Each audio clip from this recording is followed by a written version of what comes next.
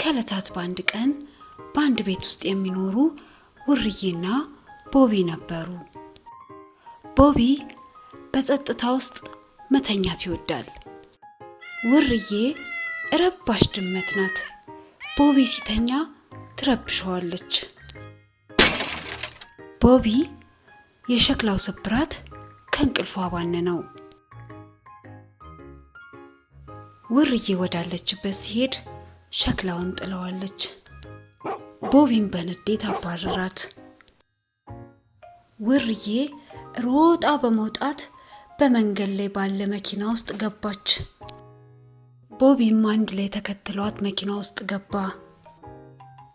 ውርዬና ቦቢ በመኪና ውስጥ ሆነው ወደማያውቁት ስፍራ ሄዱ።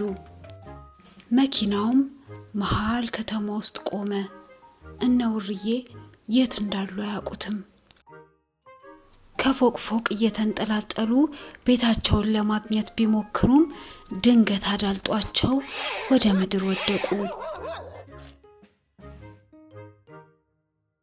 ቦቢ መንገዱ ይሄ ሳይሆን አይቀርም፣ ተከተለኝ ብላ ውርዬ ከፊት ቀደም ስትል መንገድ ላይ የሚኖሩ ድመቶች አገኟት። የኛ አካባቢ ላይ ምን ትሰሪያለሽ? ይሄ የኛ ቦታ ነው በሚል ድምጽ አንደኛው ድመት አስፈራራት። ቦቢ ግን ከውርዬ ፊት ለፊት በመሆን ድመቶቹን አስፈራርቶ አባረረላት። ውርዬና ቦቢ ቤታቸውን ሊያገኙት ስላልቻሉ እስከሚነጋ ድረስ መንገድ ዳር ካለ ወንበር ስር አንድ ላይ ተኙ። ቦቢ ግን በዙሪያቸው አንዳች ነገር መጥቶ እንዳይተናኮላቸው እየጠበቀ ነበር ያደረው። ሲነጋም የቤታቸውን አቅጣጫ በሩጫ ይፈልጉ ጀመር። ከብዙ ድካም በኋላ ቤታቸውን በርቀት አዩት። ውርዬ ያውና ቤታችን፣ ቶሎ እንሂድ። በመጨረሻም ቤታቸው ደረሱ። ቦቢዬ በጣም ይቅርታ አድርግልኝ፣ ይሄ ሁሉ የኔ ጥፋት ነው።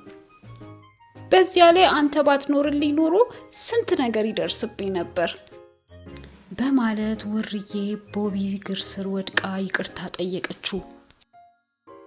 በመጨረሻም ቦቢና ውርዬ በመስማማት ማንንም ሳይረብሽ በሰላም ተኝተው ያድራሉ። እነዚህንና መሰል ጣፋጭ ተረቶችን ለማግኘት ሰብስክራይብ፣ ላይክ፣ ሼር ማድረግ እንዳትረሱ።